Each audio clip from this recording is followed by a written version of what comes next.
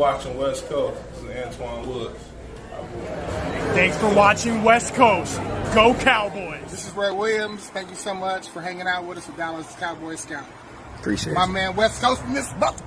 Thank you for watching West Coast. Shout out West Coast Cowboys. You know it's always love over here. Raider, Cowboy, always a Cowboy. Did one hell of a job, and the only thing else I got to say is, how about them Cowboys? Yeah! What's up with you guys? It is your boy West Coast, and we are live in the building, man. How y'all doing today on this great day? It is your boy West Coast, man, your favorite cowboy, man, the most traveled cowboy out there, man. It is your cowboy cousin West Coast, man, and we are live in the building today, man. We're going to have ourselves a good show.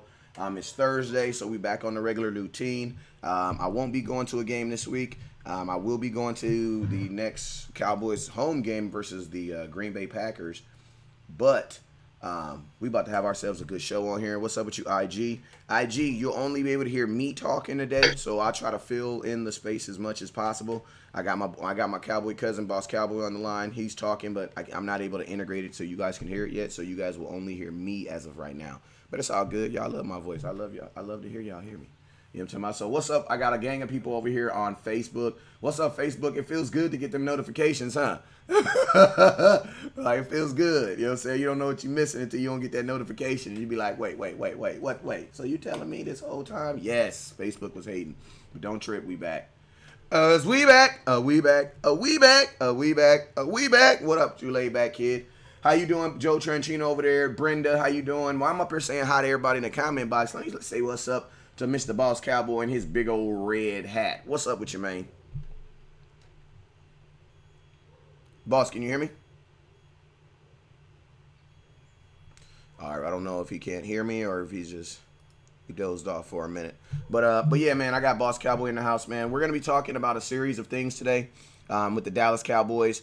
Primarily, we're going to be focusing on the offense today, and then today in the later on show, we'll jump on the defense a little bit more. What's up with you, V Esco? I see you over there on Instagram. What's up with you, Kid Supreme?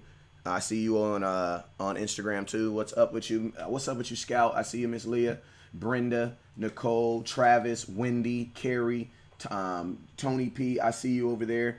What's up with you, Wendy? She says, I said hello to Boss. I see you. Looks like he froze. Yeah, I know he froze. He off that drink this morning and froze up. You know how I be.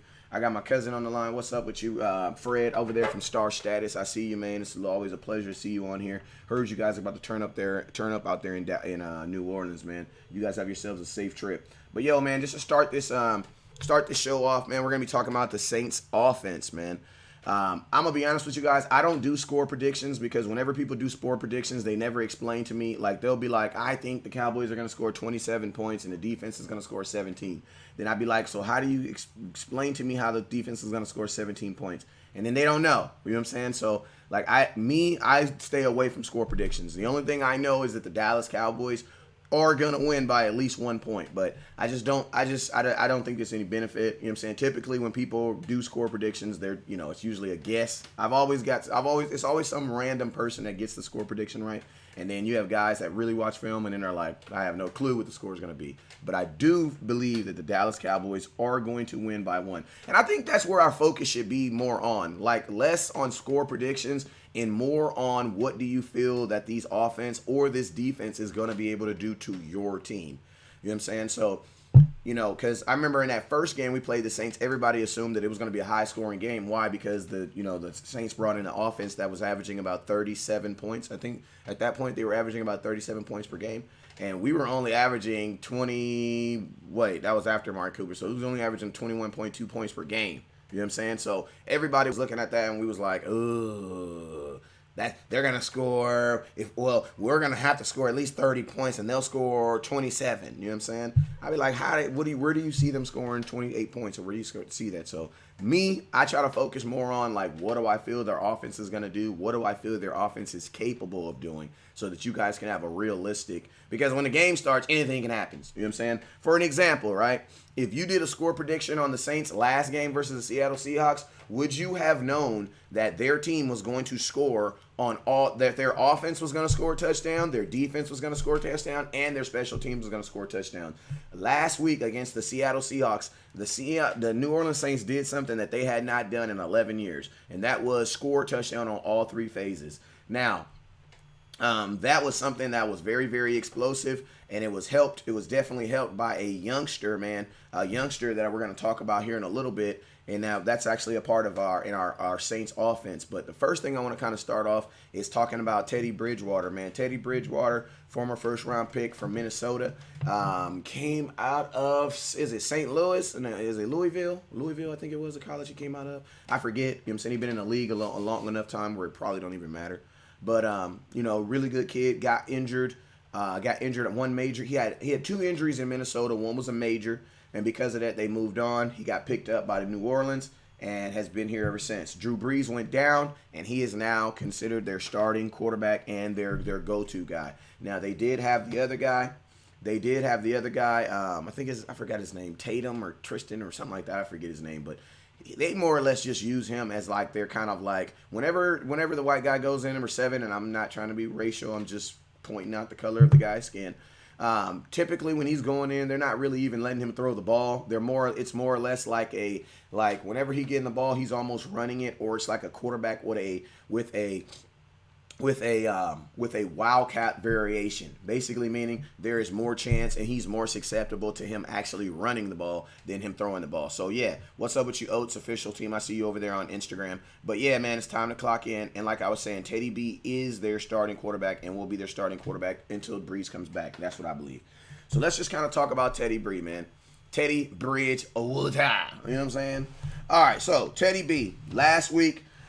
This is the first misconception that I think that people will have. Taysom Hill, that's his name. The first misconception that people will have is that Teddy Bridgewater is not he's not, there's going to be a fall off between him and Drew Brees. You know what I'm saying? And honestly, yeah, there is. Why? Because Drew Brees is definitely a Hall of Fame quarterback. He's a Hall of Fame quarterback. But one thing I like about Teddy B, man, is Teddy B is pretty damn good within his own right. And the most important thing that Teddy B has going for him is freaking Sean Payton. And Sean Payton is a coach who knows how to create a scheme that is matchable and is made specifically for Teddy Bridgewater. Now, in this last game, I think I got Boss Cowboy coming in here at some point because I just saw my screen get smaller. In this last game, let me see if he pops up in here. What's up with you, Boss Cowboy? Can you hear me? Yeah, I hear you. All right, sounds good. Hey, so I'm on here. What's up with you, Emilio? Is it Emilio Morales 97? Big fan. Keep doing what you're doing. I appreciate it, man. So we live up in here. I got the Boss Cowboy up in here, and we are starting. I've already done the introductions. Already said highs and buys. I know you got a couple people in here got mad love, so say hi to them real quick so we can get on to what we talking about. What's up, everybody? I can't see you yet, but I got love for you. For sure. Okay, so we're already knee deep into it. What's up with you, Terrence? We're already knee deep into this. So let's just hoverboard and drop step into it. So we're talking about Teddy B right now, and what I was saying is, this is what I was saying. It's like a mad feedback or something. It's like, all right, but what I was saying is, the biggest misconception I think that people have. The biggest misconception that I think that people have is that there's going to be a drop off or a fall off between Teddy B and Teddy Bridgewater and Drew Brees. Now, obviously, skill set there is a drop off because why? You have a Hall of Fame type quarterback and a guy who's coming off of a major injury. But like I was telling these guys earlier in the show right now is one thing that Teddy B has going for him is he has a coach in the name of Sean Payton, man, who is very, very good at creating schemes that are dictated and predicated upon what he's trying to do. So, just before we touch on this a little bit, I want to give you guys a little stats, a couple thoughts on what Teddy B was able to do last week against these Saints. Last week, he was 17. He was 17. Oh, man, I'm sorry. I was about to read you Alvin Kamara stats. Let me find them real quick. He was 19 for 27. He had 70%. He had a 70% completion rate. That means he was very effective with throwing the ball, and he had 2 touchdowns, no interceptions, and really no tips on the ball, man. One thing I did see about Teddy B, though, is that he throws a lot of balls to Alvin Kamara, and we'll kind of talk about that for a little bit. But why I got Boss Cowboy, man, when you watched the film, what was your first thoughts? What was your first thoughts on Teddy B? My first thoughts on Teddy B was, it was a lot of naysayers on Dak, and everything that they said about Dak Boss, is scoot over to the right. Give me a second. But everything they said about Dak is what Teddy Bridgewater is. The complaints that a lot of people used to have about Dak, that he's very conservative. Like when they say dink and dunk, it should be dink and dunk Teddy, because it's super dink and dunk. He takes no vertical shots at all. And you can tell they watered down the offense to kind of cater to his strengths, because you can trust him on intermediate throws. You can see that he was accurate on those intermediate throws, but they didn't trust him pretty much at all with anything vertical. Anything even at all over 12 yards, they didn't even allow him to throw the ball. So my first thoughts on Teddy B was very conservative. His knee is fine. Because he's very mobile. Very mobile. He has a lot of wiggle still. But this is a game with Teddy where they're going to keep it conservative. And they slowed the game down, and their goal was to keep it close and allow things to happen for them. So if people look at the Seattle game as an indication of what they're going to get with Teddy, that's not really a good game to kind of look at, because they got a lot of help that game. Harris returned the punt, so that's a 7-point spot. But before we say it's not a good game, you got to remember that's the first full game that he's played in almost 3 years. You got to let me finish the whole point. So if you're looking at Seattle as an indicator of Teddy B in terms of danger, it's not a really good indicator, because they got like a 14-point spot. Like they had a fumble that was returned for a touchdown and a punt return. So outside of the flow of the game, they had 14 extra points that didn't result from Teddy Bridgewater. So it was more so because other things around Teddy Bridgewater worked for him and gave him that lead. And Seattle would have pretty much won that game if it wasn't for the fumble that resulted to a touchdown and that punt return. And they was in the flow of the game very comfortably, Seattle was. So when I look at Teddy Bridgewater, I see a elementary offense in comparison to what they was doing with Drew Brees. Yeah, and the point I was trying to make is, because you said this isn't a good game to evaluate Tony Bridge. I think this is how they're going to win, though, because they didn't really there was no explosion. And if you really think about it, man, the New England Patriots and the Saints are damn near the same team. If you take their ridiculously overly talented quarterback off their team, they are a totally different team. And to be honest with you, the Saints, what they remind me of is a Minnesota Vikings team with Teddy Bridgewater, where they do have some type of look of a team that's, decent. But without a Drew Brees, that real explosiveness to get them to like 35, 40 points is not there. No. It's not there. So I totally agree with you, but I was just speaking as far as in evaluating Teddy Bridgewater, because that's what we're talking about right now. We're just talking about his play. Evaluating his play. I think this is a great game, because this is the first game that he's actually fully played in almost 3 years. But and one thing, and another thing too, I think this is a good game to look at Teddy Bridgewater, because if you're just looking at him, he exemplified all his skill sets. Teddy B has never really been a real deep ball down. He's never really been that guy. Yeah, true. And even coming into the end, and think about this. When Minnesota got rid of Teddy B, who did they go get? They went and got Kirk Cousins, who's what? Known for throwing the ball downfield. You know what I'm saying? So, they went away from Teddy B, and then they said, hey, let's go get somebody that I believe can throw the ball downfield. Now think about this. What does Kirk Cousins also throw? He also turns the balls over too. So it's kind of like a gift and a curse. You know what I'm saying? You want a guy who can get the ball downfield, but at the same time, you got to make sure that he's he can take control and play well with the ball. But I also got a play up right here, man. I've been showing it because you made a really good play. You made a really good thought process about Teddy B being very versatile. And this play right here is a great example of how versatile he is. This is deep into his end zone. Like two Saints, Bobby Wagner, You had Bobby Wagner and the other linebacker come off the end and literally get Tony. They basically had Teddy B dead to rights. And look what he does, man. Slips past them and the defensive line to pick up almost 17 yards. Oh, yeah, his knee is fine. He's fine. So his knee is fine. Mobile. Yeah, his knee mobile. is fine. So Go ahead, if you're thinking about a Teddy that might be gimping around and hesitant, nope. You basically get another first rounder. And that's why he's the highest paid backup in the league, because they looking at him to groom him into the heir apparent behind Breeze. And see, Breeze will tell you himself, when it comes to Sean Payton's offense, you don't get his offense in a year. It doesn't happen. He said it took 3 years to where you really kind of understand conceptually everything that Sean Payton is trying to do, from the vocabulary to the design to the scheme to exactly what they're trying to do out of every play and how they're trying to attack. It's a very complicated. And he said that you have to basically be thinking in like calculus to understand Sean Payton, right? Because he thinks in dimensions. He's the total opposite of Scott Linehan. He's killing more, but he's been killing more for the last 20 years, right?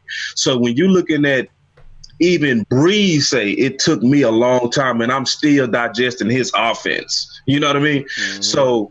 So that's why, to me, when you look at the Seattle game, to me, that's what you're really looking at, a very watered down version of Seattle, which is good for us. It's not saying that Teddy is not good. It's just that they're not throwing everything at us because they can't. And it's good. I mean, so it gives us some advantages that we're going to talk about. But at the same time, there's some still danger in Teddy B because he's a first rounder. He led Minnesota to the playoffs before. And when they lost that game, it had nothing to do with him.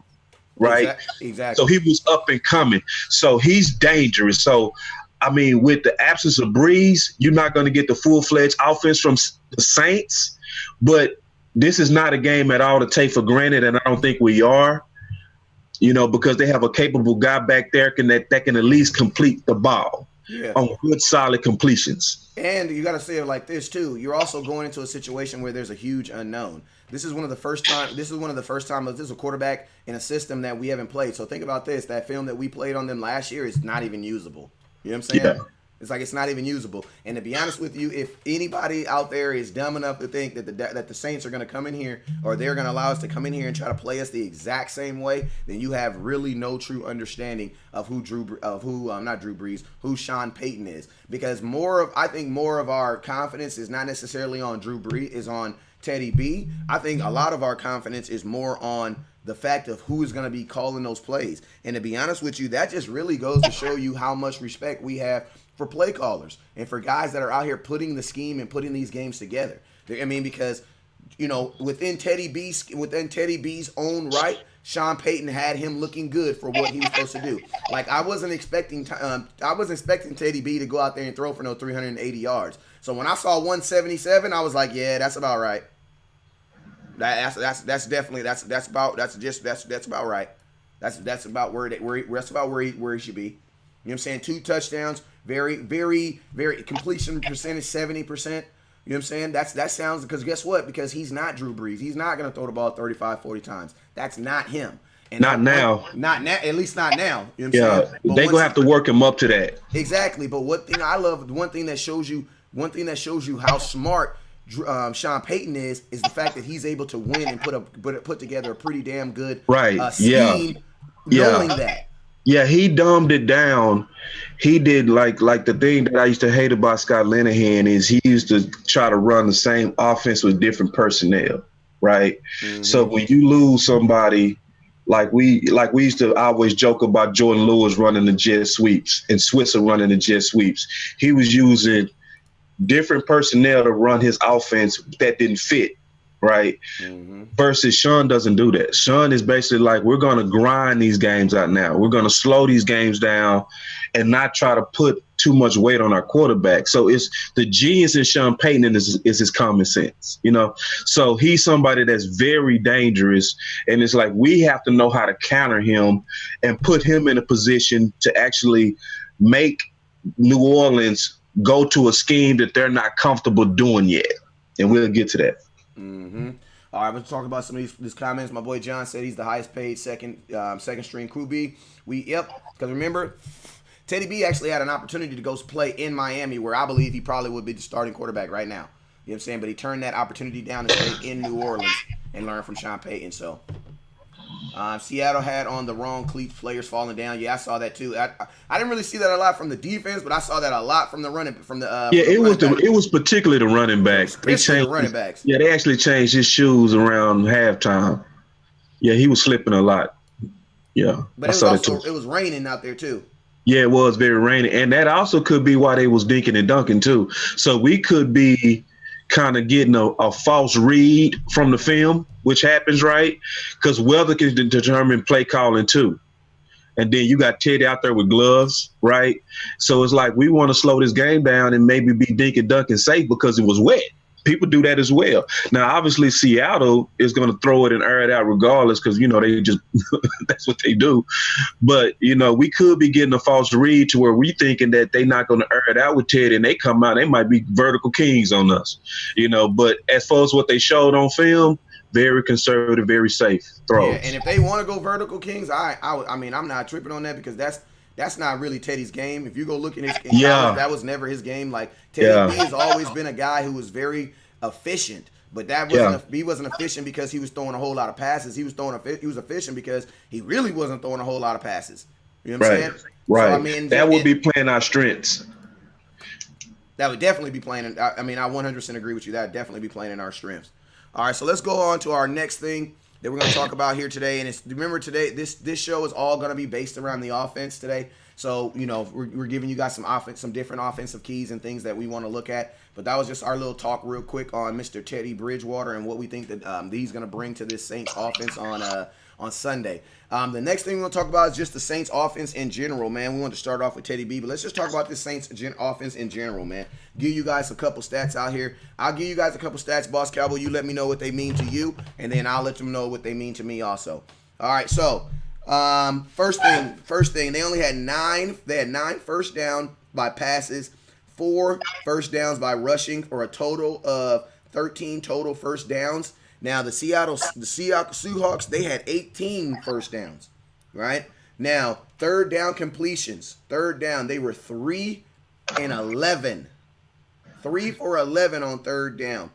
And they ran a total of 50 plays. Now, I'm going to be honest with you. When I hear 50 plays out of a Drew Brees offense, that really makes me think this is not a Sean Payton offense. This is a totally different offense, like Boss Cowboy was saying. And they've taken a lot of those plays out, and they're running plays that they feel are consistently able to win on them. That's why you're seeing less plays. And also, this offense was not nearly as efficient. Remember, it was his first game, though, but it wasn't nearly as efficient being 3 for 11, man. What's your thoughts, Boss Cowboy? Well, since the bullet point is Saints offense, I'm going to just tell everybody right now, if Seattle is the blueprint of what we're going to more than likely see, I'm going to say the Saints offense was just Alvin Kamara. Just that simple. They pretty much ran like 70 to 80% of the offense through him. Everything was through him.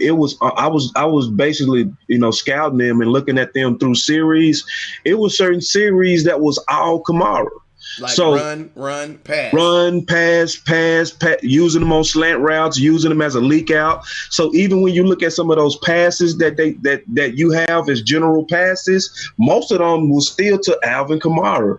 So to me, if we trying to counter them, I think we should take that New England approach to where they take away your best weapon and they limit your second best weapon. So it's a lot of different things you can do to try to limit that offense, but their offense is right now all Alvin Kamara. They go watch that game. I don't care how you watch it. Go watch that game and just every time they use Alvin Kamara, put a check mark. By the time you're done, you have check marks all over your page, because their whole offense was through him. Like if the Dallas Cowboys use Zeke, like they used Alvin, I really hope we take some plays out of their playbook on how to really use a running back that's a 3-down back. You know what I mean? Yeah. man. You know what I mean? And they using them over and over and over and over again. So like the keys to really stopping them is bracketing, limiting, and maybe putting a spy on Alvin for sure.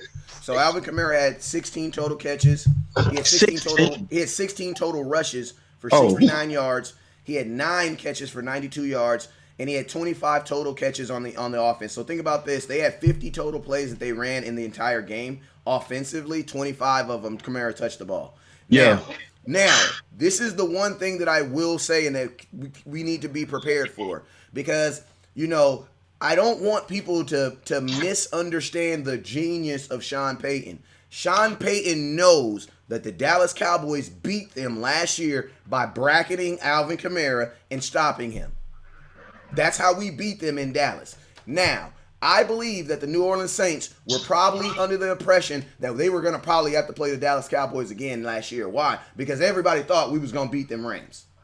Let's just be real. So I'm under the assumption that last year, Sean Payton coming out of that game probably had a different approach of what he's going to do. So I'm not going to, even though they showed a lot on this, I do believe that for us, when they come out, I think it's going to be a little bit more different, because it would be foolish for the Saints to come in, to allow us to come in there and think that they're going to use that exact same game plan that we used against them and we were able to defeat. And think about this. We didn't even have to bracket, because when you bracket someone, that's double coverage. That means, remember, there's only 11 people on the field. That means you had 2 on Alvin Kamara and 9 on everybody else.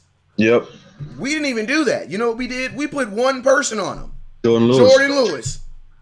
We put one person on him, and it was Jordan Lewis. So, and we were very successful on that. And and how we bracketed him is we had Jordan Lewis getting him off the line, and when he released past the linebacker, it was Jalen Smith picking him up. That's why Jalen Smith got that hard hit against him when he was going against the sidelines, because we were bracketing him with the slot, and we were also tailing him with a linebacker. You know what I'm saying? So anything that had to do with him running the ball, Jalen Smith was on his head. Anything that had to do, and basically when he ran, Jordan Lewis would release him to Jalen Smith, and Jalen Smith would pick him up. Why? Because he's a linebacker. But whenever he passed, Jalen Smith, they would revert, and Jalen Smith would release him, and Jordan Lewis would pick him up, and they would stick him in the pass.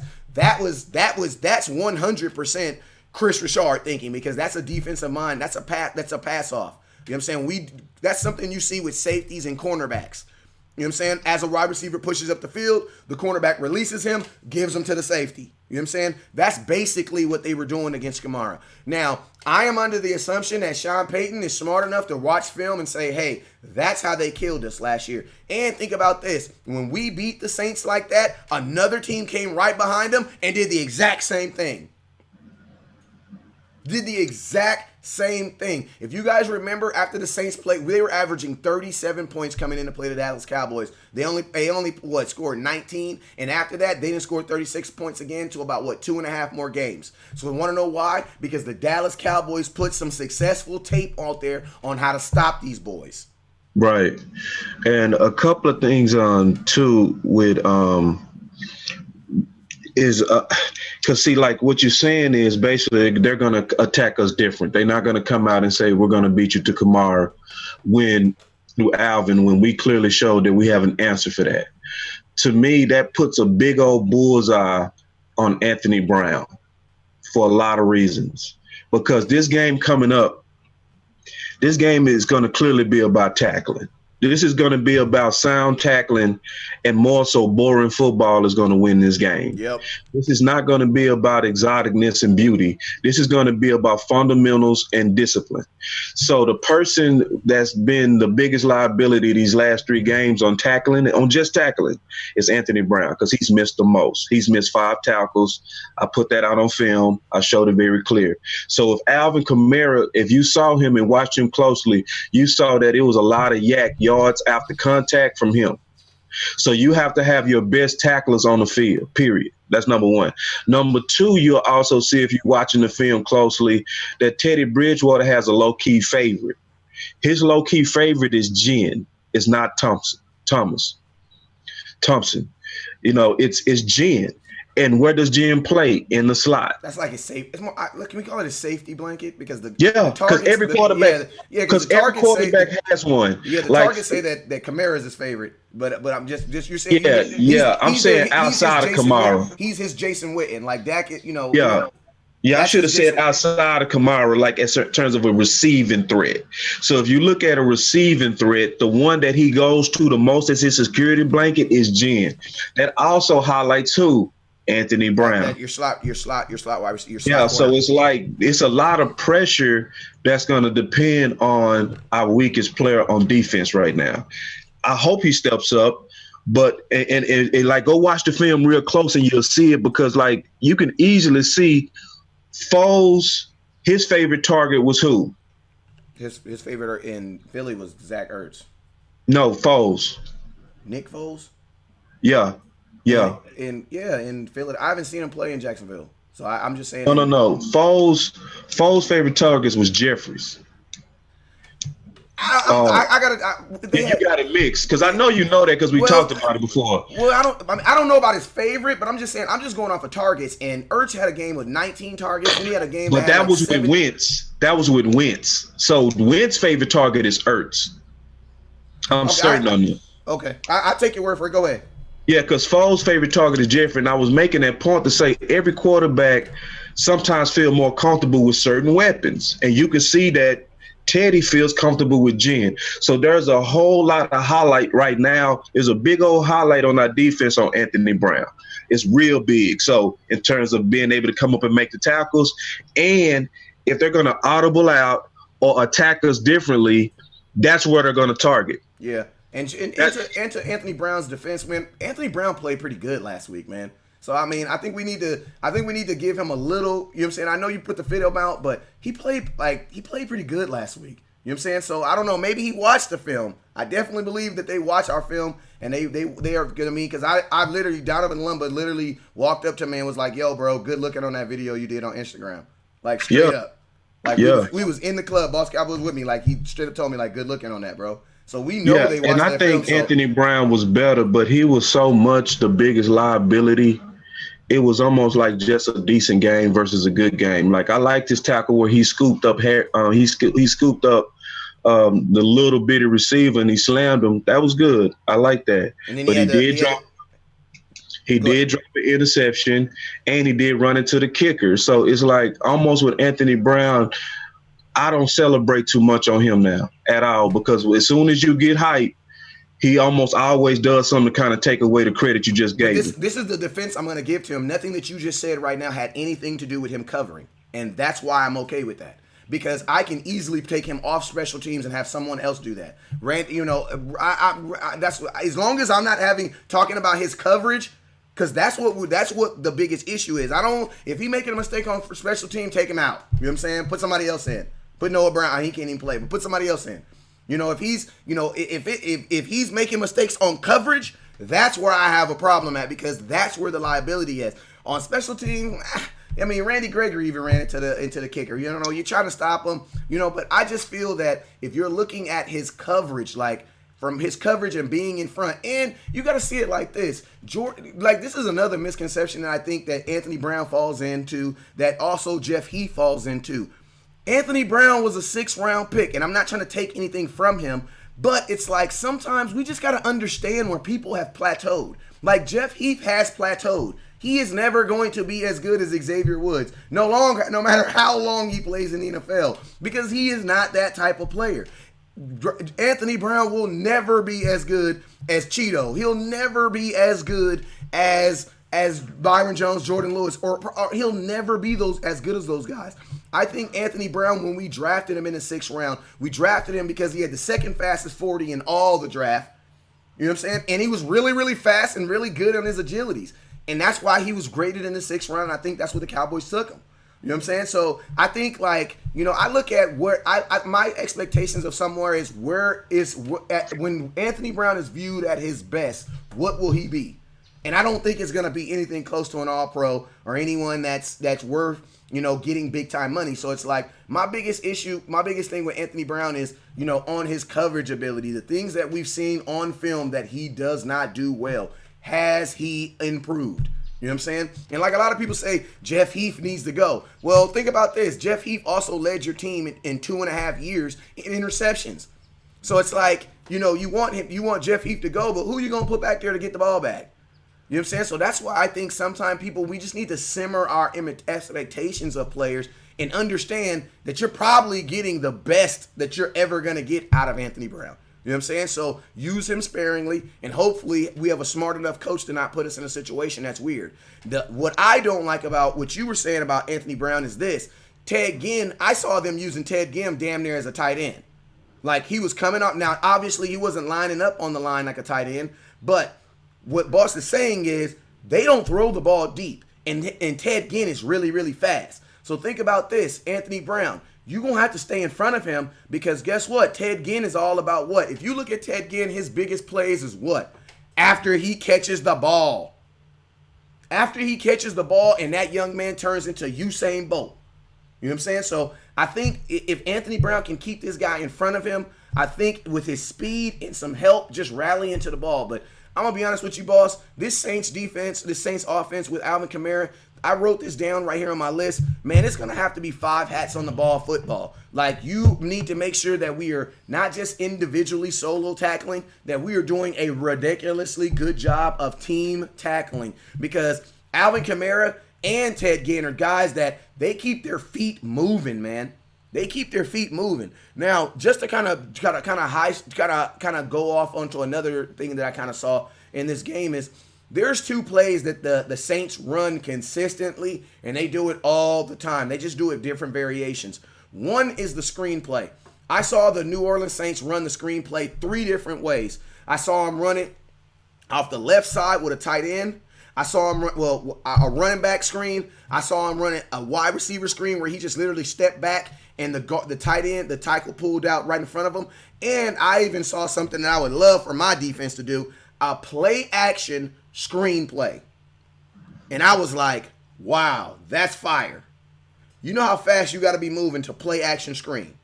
So that's one thing they like to do is that screenplay. Another play that I highlighted right here, and I've been showing the play over and over, is this little arrow route that they love throwing to Alvin Kamara. And basically what they'll do, and they'll throw this on the right side, they'll throw it on the left side, they don't care. And basically what they'll do is Teddy Bridgewater will hike, he'll hold for a 3 count and wait for the linebacker to clear, and they'll let Kamara leak out and get him the ball as quickly as possible. He caught this pass probably 6 times. They threw this play probably 6 times in one game. Yep. They leak out. They did it over and over. Over and over. You know what I'm saying? And you know what, man? I just caught what you said, the comparison about the dink and dunk. You're absolutely right. Yeah. I mean, everything that they said in their complaints to Dak that wasn't legit is completely legit with Teddy. Is when they say super dink and dunk, I mean super dink and dunk. Like that's why tackling is going to be the most important thing to this game. It's going to be fundamentals and people that's disciplined. Like if we not playing with good discipline, they can get us. But if we playing good pursuit, if we play them like we played the second half of Miami on defense, we gonna walk away a 10-point favorite.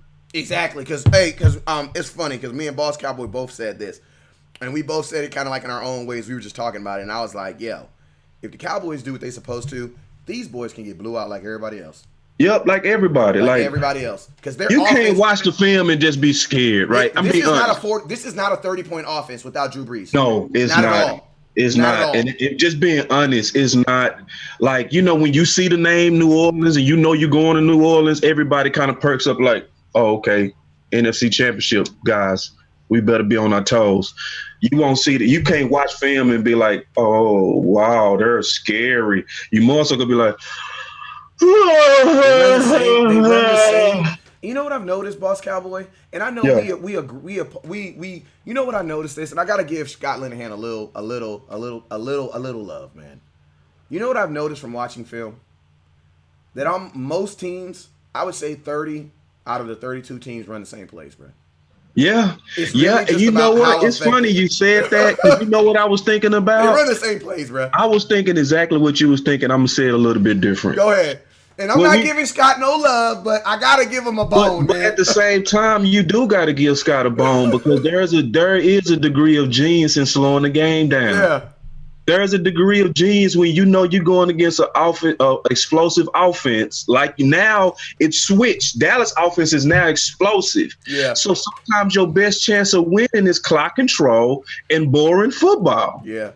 And that's what Scott Linehan was, and that's what New Orleans is now. They're going to try to keep it close. They're going to wait for a mistake. Yep. What happened with Seattle? Mistakes. Punt return, a fumble that went to a touchdown, and they walked off with the W, right?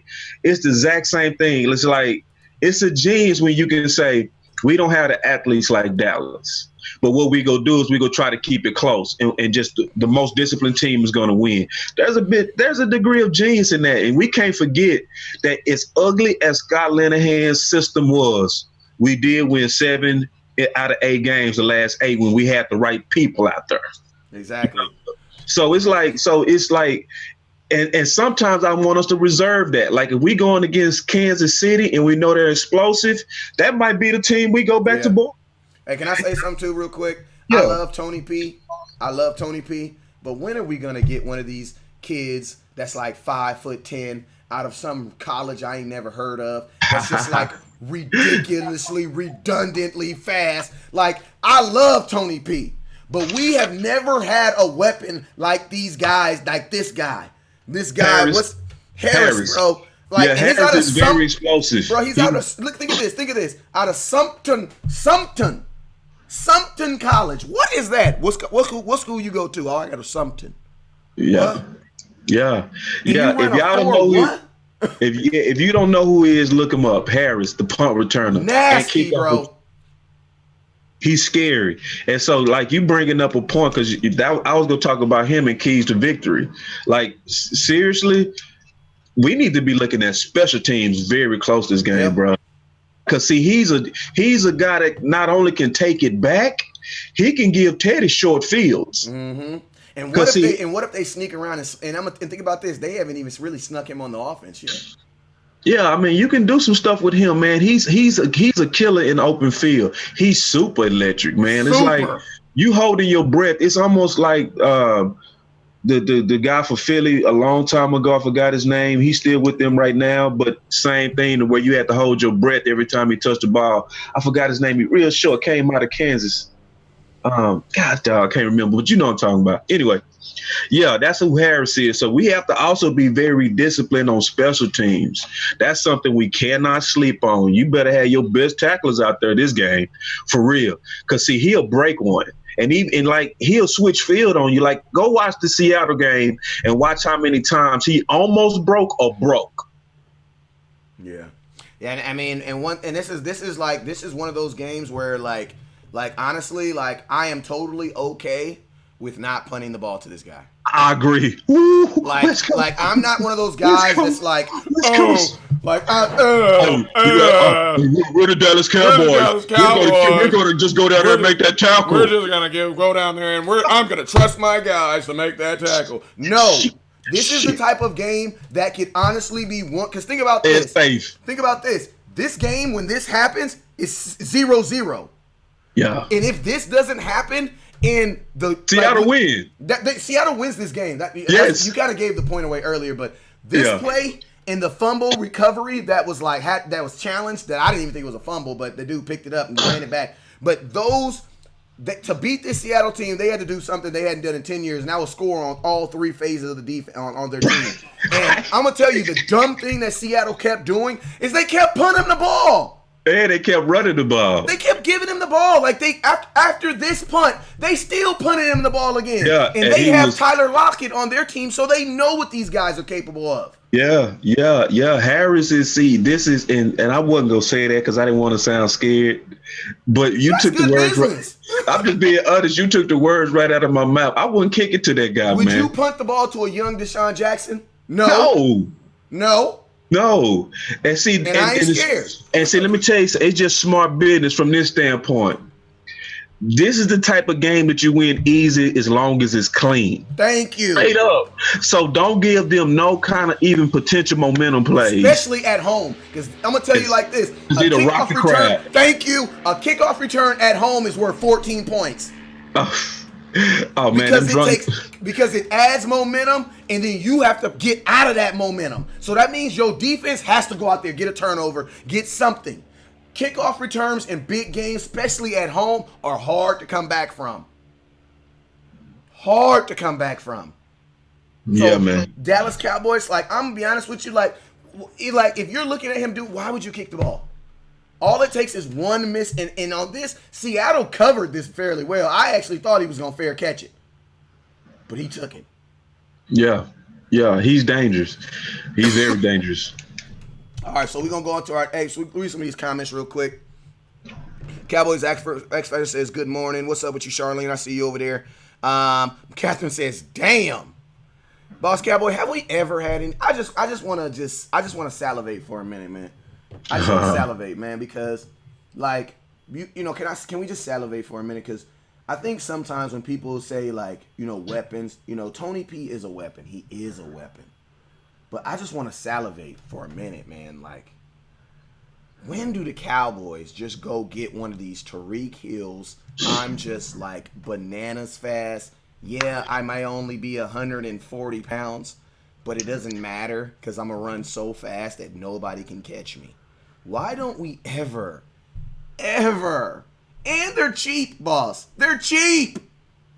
This guy's probably costing them $300,000, bro. I don't even think he got drafted. He made the team. Bro, when are the Cowboys going to get us? When do we get a weapon like that we could just say go dumb? I think we actually have it with Tony Pollard. This is just Tony's not nearly as elusive as fast as Harris. No. Yeah, but he's. I mean, elusive, yes, maybe, but speed, no.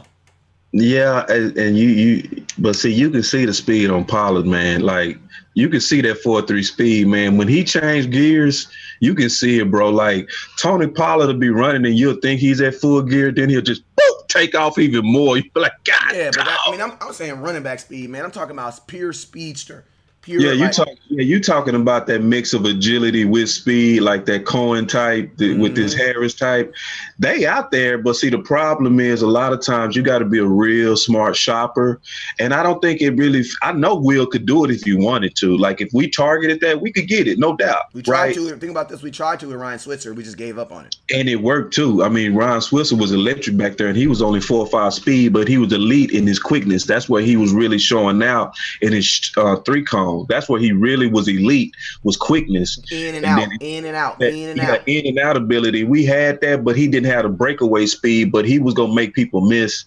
But they out there, but I just don't think it's at the places we shop. You know, we don't shop at those smaller schools. We don't. You know, everybody kind of know that about Will McClay, is that's a knock, because it's hard to evaluate small schools. You know what I mean? It's really hard.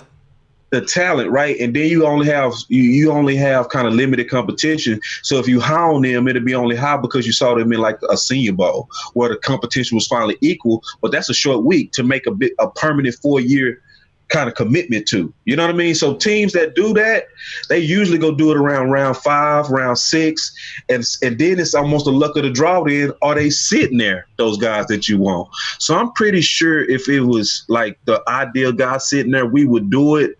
But we just not a small school type of team. That's just not where Will McClay shot. Yeah, and I'm gonna tell you something and you made it, and that's a great point, man. And one thing I also like about these weapons that Sean Payton does a really good job is I'm gonna tell you, we only give the ball to Zeke 2 ways. I'm gonna tell you, we either hand it to him or we toss it like this and he catches it and he runs on a screenplay.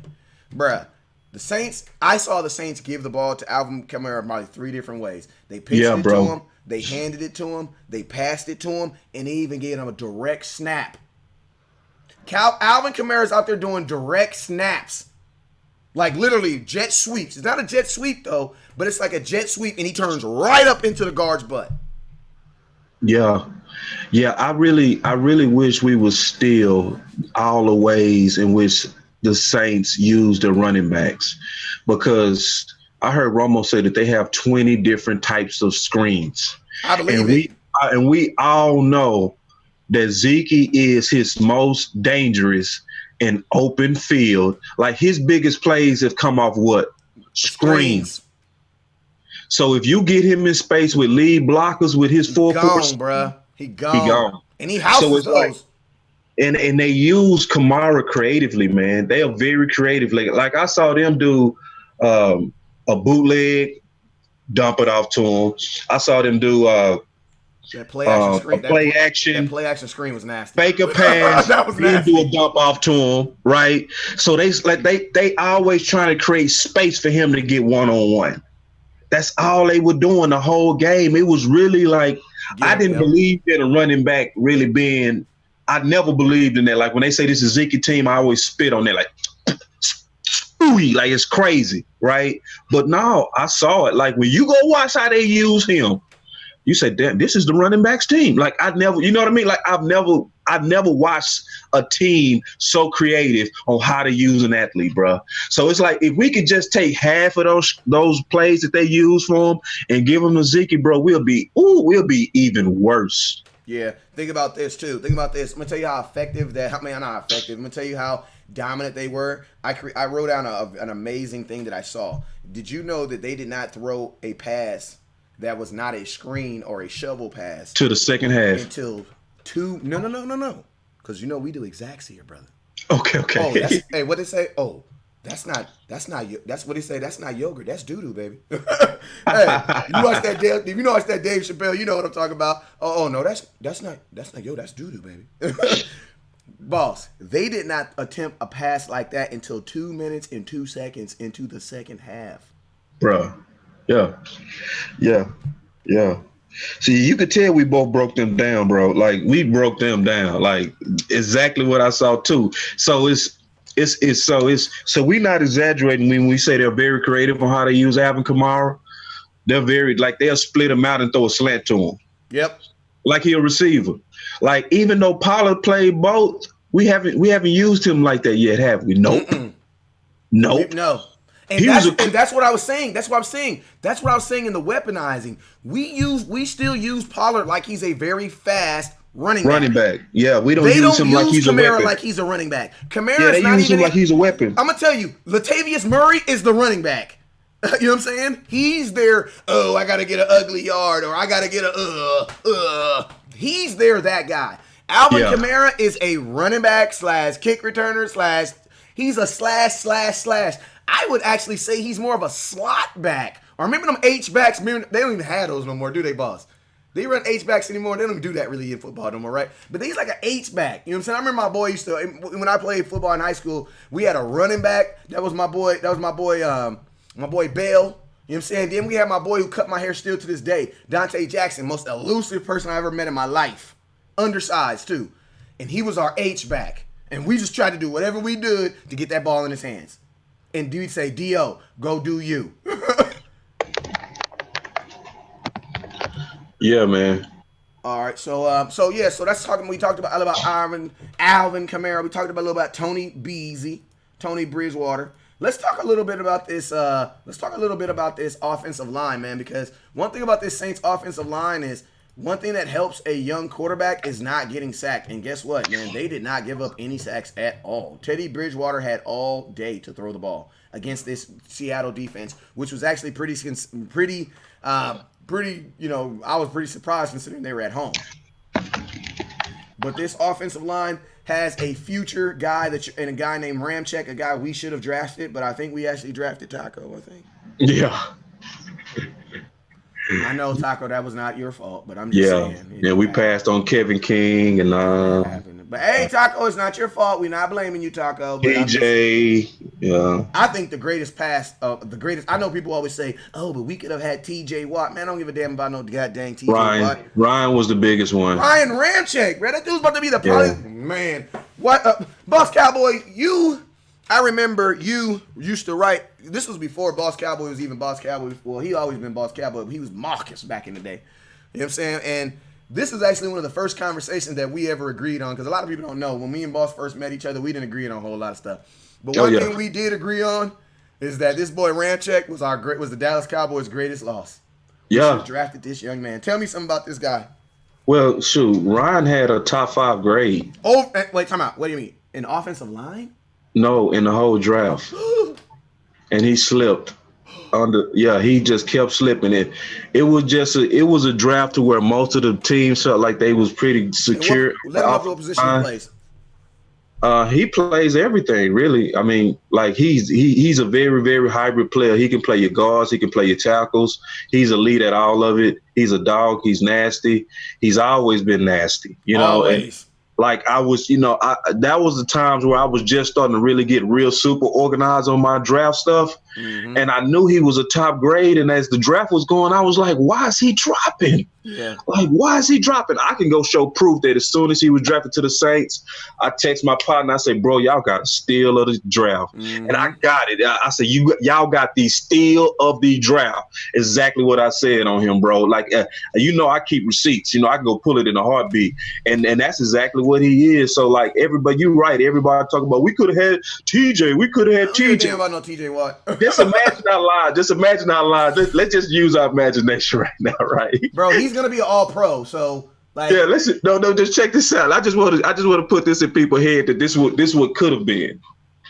T. Smith, Collins at guard, Fredericks at center, Zach Martin at right guard, and then Ryan at right tackle. Oh my God. Yeah. That's cool. Instead of Taco, bro, that would have been. Woo. Yeah, I'm gonna tell you, boss. The real reason why I think the Cowboys didn't do it is I think at that time they felt they had too much money invested in the offensive line. And my thing is this, bro: you don't ever pass on a player just because you feel you have too much. Like, think about this. Give you guys an update. There is a chance that Zach Martin won't play on Sunday, because he's not practicing today.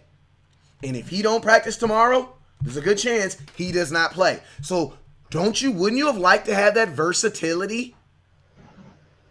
Well, I'm going to say it like this, man. Dallas Cowboys, we've been fortunate under Will McClay.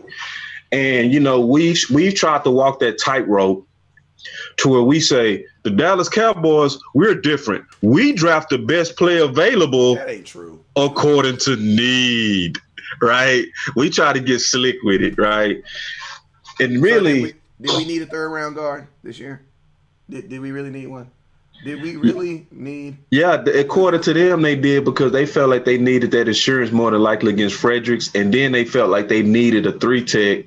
So the best 3-tech in the draft, which was obviously a reach in the overall scheme of the draft in terms of where he was sitting in terms of talent, we reached and got him because we needed a 3-tech. So see, Will McClay is so good that generally he can do both, right? Yeah. So we needed a linebacker, right? We needed a linebacker. We needed insurance for Lee. People are saying, so why didn't we just put Joe Looney out there? I was asking that too. I just feel this draft is just weird. I don't want to go back into it, but yeah, but the good thing is that it exposes us, because see what you bringing out with Ryan, with TJ, with Kevin King for Taco. Because remember, the need then was what? A war daddy. A war daddy, but right? Think about this. Hold on, real quick. Go ahead. Where we messing up a little bit, and when we got a little bit of a hole in the perfection of Will McClay, there's a little bit of a hole. The hole is picking need instead of the best players. Because, see, we passed up on great players. Like, just go look at right now DK over at Seattle. He balling. Did you see that catch? Yes, I saw it. You know what I mean? And just imagine, as some of our receivers starting to get dinked up right now, and then you got Cooper with MRIs, even though he's fine. Just imagine just the security of being able to say, we got DK, we cool, I ain't tripping. You know what I mean? Yeah, and think about this, Boss Cowboy. Imagine what Ryan would have done to the health of some of these, because I believe that some of our offensive linemen are getting hurt and dinged up because they're doing a lot of one-on-ones. We don't have plays where our offensive line is just flat out killing folks and putting them on the ground anymore. You know what I'm saying? So these boys like T. Smith is, I think there's so much film on him now that teams know how to get around. They know how to work around. There's a workaround for it. Why? Because there's so much film on him. on our offensive line. You drop in, if you notice, some of our best offensive line games have been what? When we drop someone different. Then the film comes out and it's better. Like that Philadelphia game when Xavier Sulafule had his first game. Man, he looked like the best offensive lineman in the NFL. Yep. He threw Fletcher Cox 5 yards down the road. Had everybody drinking that Kool-Aid. And then guess what? The very next, I know, I even got into it with Boss Cowboy on air. Yeah. Yeah, because it was a whole lot of warning signs on him, man. And then next week he got killed against the Saints. And then think about this. This very Saints defense sacked our quarterback 7 times. The only reason you guys don't remember it is because we won the game. The only reason why you guys don't remember it. Right. But I'm just saying, bro, like, could you imagine Dak Prescott, like, look at how Dak's playing now with not getting sacked. Imagine if he played like that last year. We'd have won 12 games easy. Easy. Yeah, straight up. No. BS. Imagine, and then think about this: we won 12 games in a season where he gave up 56 sacks. Yeah, we won 10. 10, but we technically won 11 because we won. I know what you mean. I'm with you. You get what I mean? Like that's what I'm saying. Like Jerry Jones always uses this excuse: we're gonna strengthen our strength. He uses it, but it's like, when do you really do that? Because if that was the case, you would have attacked points. What was the biggest issue? That's why I say the Cowboys draft whatever the hell they want to draft in the draft. I think Jaquez said it best. Cowboys draft for need. Luckily, we picked the right guys. I think he said it right. And to be honest with you, we also picked the wrong guys too. Yeah. Like if we had a pure board. Because to me, this was the best year to be pure BPA. Yep. Best player available. This was the best year out of every year that Will McClay has ever been there for BPA. It was the best, hands down. And when I say it was the best, meaning this, we really didn't have real needs coming in. Even Heat and trying to replace him was more of a want. You see what I'm saying? And then we got Kerry Hyder who's balling, and then we had a bunch of people. We were sitting there with pretty much good insurances in every position. Yep. Right. So we sitting there pretty much fully covered. If we think of it from an insurance, right? We fully covered. Like we got all the coverage we need, but we still go reach for need. And it's like we didn't have to do that. We could have literally said the best player right now, that golly, DK failed. Jesus Christ, had a first round grade. Thornhill failed. Adderley failed. They all failed to us. We just can't pass that up. And think about this. I know because I know we done with Saints O line because we done with that. They all line's pretty good. You know what I'm saying? Yeah, they're good. That's a strength. We'll just say it like this: major strength to their team. Major strength to their keys. So keys to victory, so we can wrap it. Not even keys to victory, but just keys to beating this offense and being cantankerous and being around the ball. I'll give one key. We'll kind of go back and forth. My first thing is this: I actually don't want the Dallas Cowboys to go in this game and have the mindset of we're gonna do this against Kamara and we're gonna beat him, because I just feel that Sean Payton is too smart to not watch that film and understand how we beat them and how we were able to limit them to the least amount of points all of 2018. The team that held them to 19 points only last year was the Dallas Cowboys. You know what I'm saying? So with that, I believe that Sean Payton is going to come out there and you're going to see diversion stuff like this. I also believe that you know what I'm saying? So the Dallas Cowboys, be prepared for that. I think the Cowboys should go out there with Teddy B and play straight up nose football. If you start seeing that Alvin Kamara is taking over the game, then go out there and throw some bracketing in there. But I just don't want to come out there first play of the game, we're going to bracket you. Why? Because that means somebody else is going to be wide open because you can only have 11 players on the field at one time. Make him earn the bracket coverage. Make him earn the bracket coverage. You know what I'm saying? Because I just believe without Drew Brees, you know, Teddy's not going to be able to put that ball where Kamara wants it every time. Because if you look at these passes, man, Teddy Bree ain't throwing no perfect pass to nothing. He just lobbing the ball. Like he just literally lobs the ball. Like every time Kamara catches the ball, he's wide open.